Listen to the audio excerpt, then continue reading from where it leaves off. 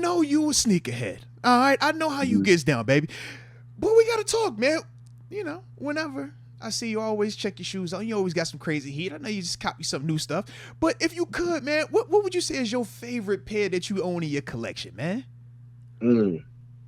Oh man, I think I don't know what's the favorite one. I'll say it because you got that favorite pair you wear, but you also got that favorite pair from like your childhood.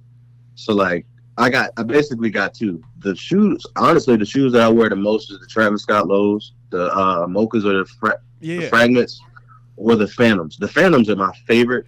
I wear those the most, but they're fire. They're fire. But the mochas, the original ones, I wear those a lot too. So like those are like honestly always in my rotation. And they're just comfortable, and they're low top shoes. They're comfortable, they're light.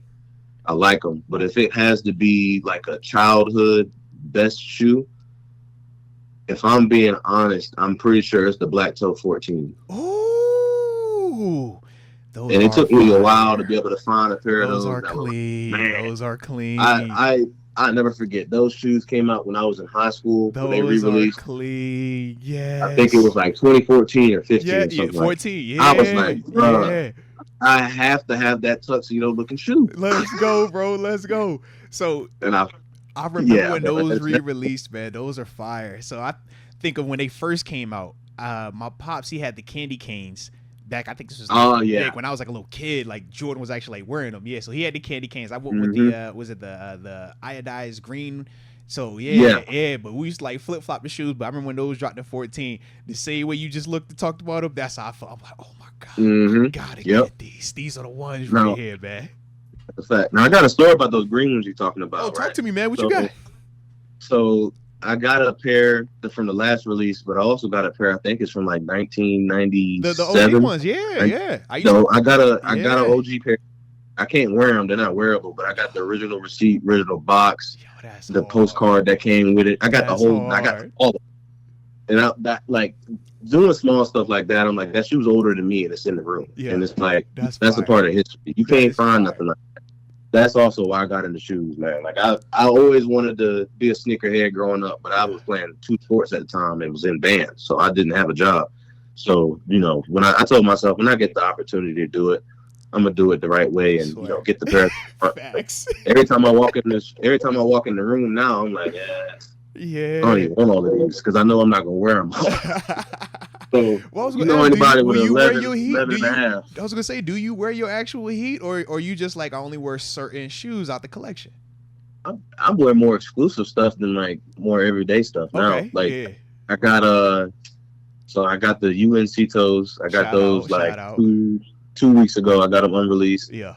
And like I got a good relationship with a couple of different places too. Yeah. Like for example, Refresh PGH. I'm gonna shout my boys out. Okay. Refresh PGH out there on Penn Avenue. It's the best sneaker store in my opinion in the city.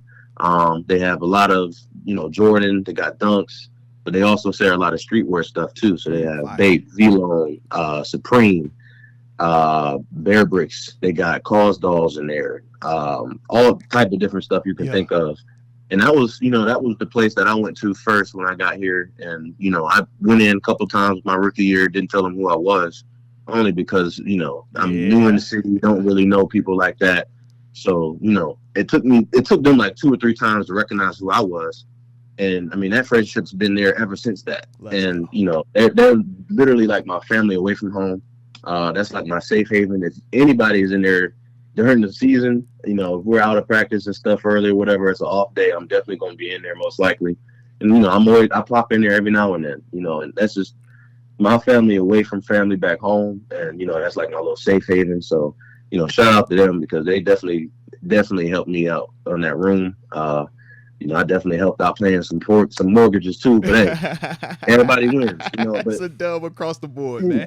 But and it's a mom and pop place, Sean and BJ are the 2 owners, both of them Pittsburgh natives, went to the University of Pitt, and Sean's a season ticket holder, and every single time I go in there, he used to start rambling about Steelers football and all of it. He's pure fan, but you know what I'm talking like. Yeah. He's a pure fan, season ticket. I know exactly where his tickets are every game. I look for him every game.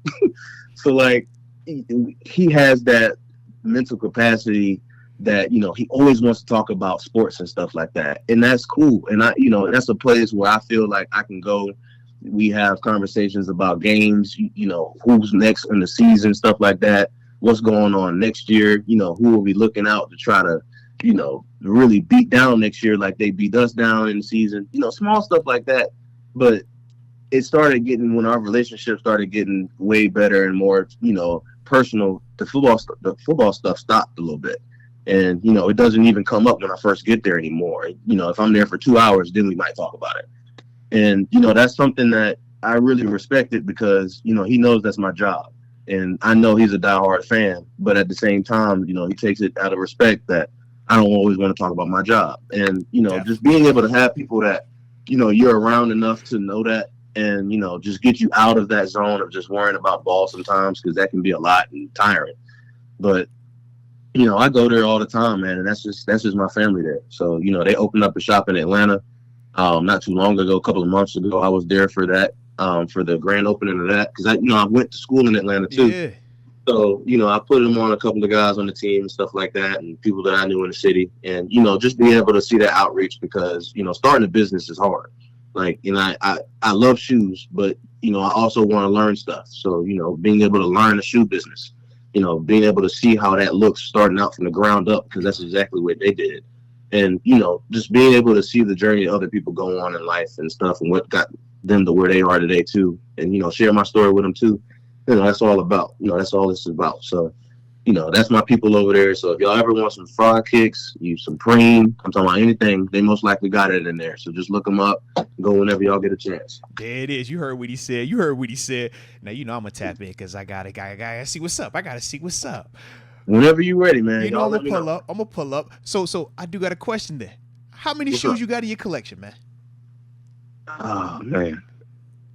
Thankfully, nobody knows where I live, so I can say this comfortably. I'm about to say, what's your collection looking like, man? How many you got there, man?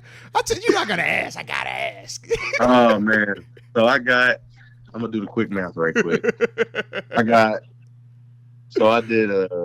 used to have the clear boxes, right? My old spot. But when I moved over to where I am now, I changed over to bookcases. I'm gonna send you a picture of it afterwards. Okay. But each bookcase got 33 shoes on it. I got 7 bookcases in there. Okay. So, I mean, that's 231 right there. Yeah. You getting after it. Let's go. I'm pretty sure I'm close to like 250 though. I got a lot of them I can't put out. A lot of them still sitting in the box. It's still adding to the collection though, right? Yeah. Still adding. There it is. Still adding. But I got, man, a whole bunch of girls off my list. And, you know, at one point in time, I'm probably a part of way with a lot of those shoes. But, you know, it's just a journey, and it's something to keep me occupied. And it is history too. Like, you know, people look at shoes sometimes as, you know, oh man, like, you know, you wasted your money on the same pair of shoes. No, it matters, man. Different colors. It's a story with each one, man. It's a personal connection with each one. Absolutely. Yep.